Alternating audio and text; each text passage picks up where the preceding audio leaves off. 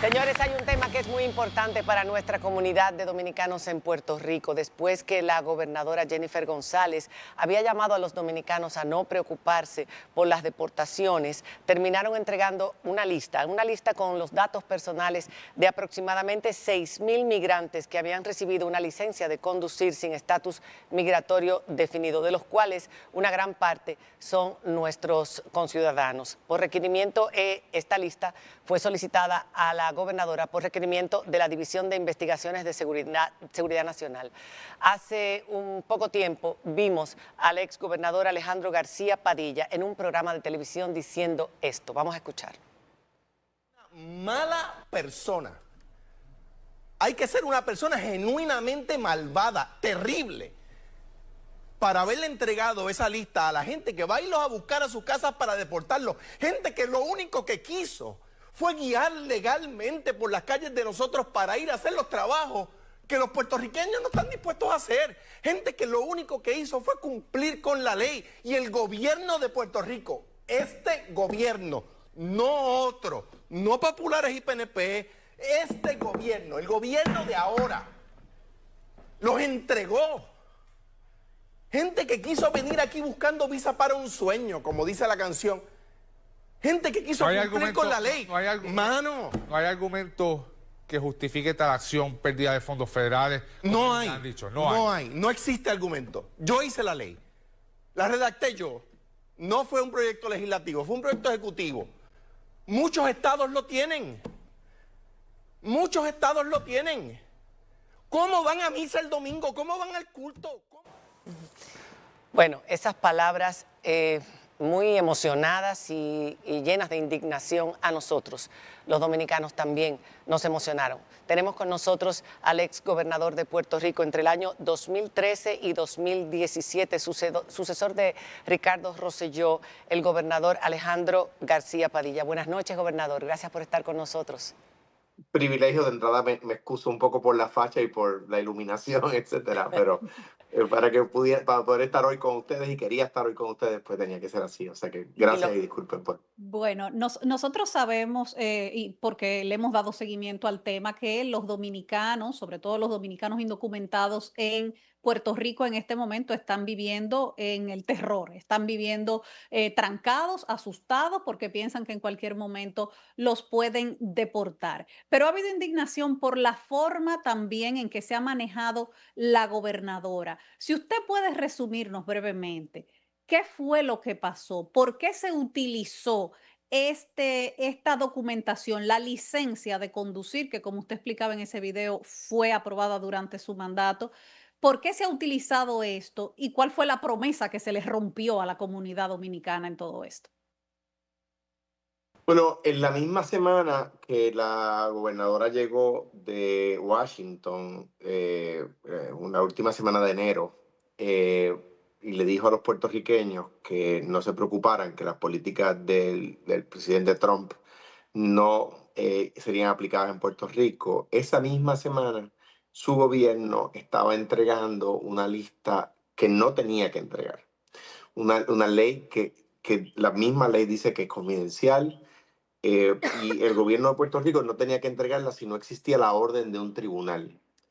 Una agencia federal envió una carta a una agencia de Puerto Rico y en esa agencia simplemente se arrodillaron como si fueran dioses los que le estaban pidiendo la información y la entregaron. ¿Qué debieron haber hecho? Simplemente oponerse.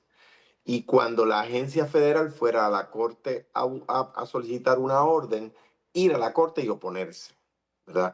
Y ya cuando fuera un tribunal inapelable, el quien les ordenara, pues entonces, pues obviamente tienen que seguir las instrucciones de un tribunal. Pero en el interín podían avisarle a los tenedores de esas licencias que se les estaba pidiendo información sobre sus direcciones, etcétera, para que se pusieran sobre aviso. ¿Qué hicieron? Se arrodillaron ante la entidad federal, como suelen hacer los que quieren la estadía para Puerto Rico, y entregaron la lista y se quedaron callados. No es hasta principios de junio que un oficial, no de Puerto Rico, sino de la agencia federal, dice que desde enero el gobierno de Puerto Rico había vendido a esas personas. ¿Y por qué digo vendido? Porque el argumento que la gobernadora esbozó es que si no se entregaba la lista estaban en peligro 180 millones de dólares. Quien le dio esa información a la gobernadora, y me consta que no es una información que se inventó ella, sino que alguien de su gobierno se la dijo, le mintió. Porque esa agencia, que se llama Departamento de Transportación y Obras Públicas, no recibe ni un solo centavo federal. O sea que no había ni un centavo en peligro. Hay otra autoridad que se llama Autoridad de Carretera, que recibe no 180, sino 150 millones. Pero en fin, ¿cuál es el precio? Le ponen precio a la gente. Wow. Señor Padilla, ¿Cuán terrible puede ser? sí, perdón, terminé la idea. Sí, eso, ¿cuán terrible puede ser alguien que le pone precio a otras personas? 150 millones a cambio de 6.000, ¿qué tal? Como, ¿verdad? Como un tema de oscurantismo moderno.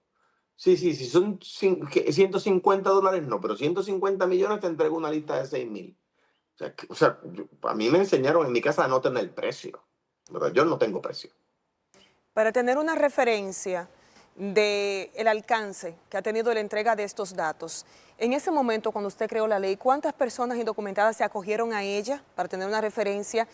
¿Y qué ha pasado No, con los dominicanos cuyos datos estaban allá para poner en contexto? al principio fue tímida la reacción porque tenían miedo, ¿verdad? Sí. De salir de la oscuridad y entrar en la luz, ¿verdad? Y poder eh, manejarse con la licencia pueden abrir cuenta de banco, con la licencia, ¿verdad? Llevaban a sus hijos a la escuela y a los hospitales, ¿no? Pero lo que sí sabemos es que aunque al principio fueron unos cientos, luego unos miles, había llegado a más de 6.000 personas ya que había, y esto es bueno para todo el mundo, o sea, entiendan que esto no es solamente bueno para las personas con un estatus informal de domicilio, porque el seguro del carro cubre si la persona que va guiando tiene licencia. Entonces, si a ti te choca en un accidente de tránsito, te choca una persona sin documentos, pero con licencia, el seguro de él cubre, el seguro de ese carro cubre y no tiene que pagar tu seguro. En cambio, si la persona que te choca no tenía licencia, no tenía carnet de conducir, el seguro de su carro no va a cubrir, por lo tanto tienes que cubrir tus propios seguros, por lo tanto el año que viene tu seguro te va a salir más caro. O sea que esto no era solamente bueno con las personas indocumentadas, esto era bueno para todo el mundo. Entonces, pues nada, pues simplemente gente mala, y no me refiero a la gobernadora, me refiero a los funcionarios de la agencia que entregaron la lista, gente genuinamente descorazonada, gente desalmada, entregaron esa lista. Usted, al crear la ley, ¿cuál fue el espíritu de la misma? Usted hablaba de lo que había contribuido esta comunidad, que es la más importante, la dominicana, en Puerto Rico. Actualmente estamos viendo una situación difícil en el barrio obrero, negocios que han quebrado, construcciones que han quedado paralizadas, merma en los ingresos de todas estas personas y por ende también en las remesas que mandan a su país de origen. Muchas son mujeres, más del 50% son madres de muchos niños que quedan aquí en República Dominicana y que dependen de ese ingreso. ¿Cuál fue el espíritu de esa ley? Porque muchos podrían decir, ¿por qué darle papeles a las personas que están indocumentadas y que no han entrado legalmente al territorio? Porque queríamos que, en cuanto a eso, era parte de un montón de medidas que tomé. Por ejemplo, darle licencia de conducir para que pudieran ir a su trabajo, a buscar a su familia, a conducirse por el país de manera legal, pues un poco tratarlos como seres humanos que son, ¿verdad? Darle lo mínimo que yo le podía dar. Pero era parte de un grupo de medidas. Por ejemplo, también firmé una orden que le impedía a la policía de Puerto Rico preguntar sobre el estatus migratorio de una persona con quien intervenían y de cooperar con las instrumentalidades federales para poner en vigor la ley federal de inmigración, ¿verdad? Pues esa ley es de ellos, que la apliquen ellos, ¿verdad? Además, firmé una orden ejecutiva para que en los hospitales públicos no se preguntara sobre el estatus migratorio, cosa de que las personas con estatus informal pudieran ir a los hospitales cuando entendieran que tenían que ir a los hospitales. También firmé una orden para que en las escuelas públicas no se preguntara sobre el estatus migratorio, porque yo quiero que lleven a sus hijos a la escuela.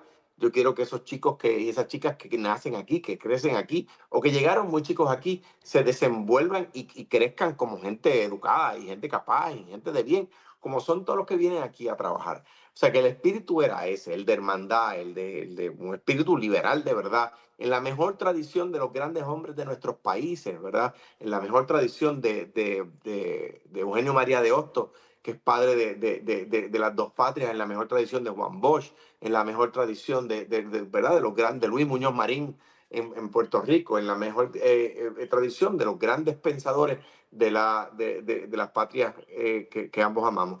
Y en ese sentido, pues ese era el interés. Propuse que votaran y la legislatura en Puerto Rico no me lo aprobó. Yo le voy a decir una cosa. Yo llego a lograr que voten y la gobernadora no daba la lista. Muchísimas gracias. Muchísimas gracias, Alejandro. Gracias por esa Quiero defensa. decirles una buena noticia. A ver. A ver. Hay una línea, una expresión que se utiliza mucho en la República Dominicana, que no se utiliza mucho aquí, que es que cuando alguien es una persona viva, le llaman tigre, ¿verdad? Tigre. Sí, pues, sí. Ujú. Pues los dominicanos que en Puerto Rico tomaron esa licencia, y esto es lo que yo sabía, ¿verdad? Ujú. Fueron tigres, de verdad. Entonces, no todos, la mayoría, no puso la dirección correcta.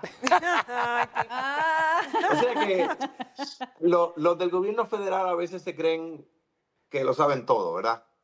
Pero chocar con un tigre dominicano, pues tú tienes que tener mucha calle como para entender que cogiendo la listita ya ibas a poder ir a buscar 6,000 personas de gratis. Lo siento, pero ¿verdad? Tú sabes, para coger, yo soy de un pueblo de mi país, yo soy de Cuamo, yo soy de un pueblo pequeño y aunque mis papás vivían en el centro del pueblo, yo me crié en el campo con mis abuelos. Y yo tengo una línea que aplica a los dominicanos que tenían la licencia. Yo digo que para atrapar a uno del campo necesitas a dos de la ciudad. O sea, para atrapar a un dominicano o un puertorriqueño necesitas a dos de Estados Unidos. Uno no va a bastar. Muchísimas gracias. Y eso es una buena noticia, aunque hay que recalcar que la situación no deja de ser difícil y hay mucho temor, Sí, hay mucho es miedo. indignante. Hay Es mucho indignante. miedo. Muchas gracias. Muchísimas gracias Cómo no, va a por servir. aceptar esta llamada.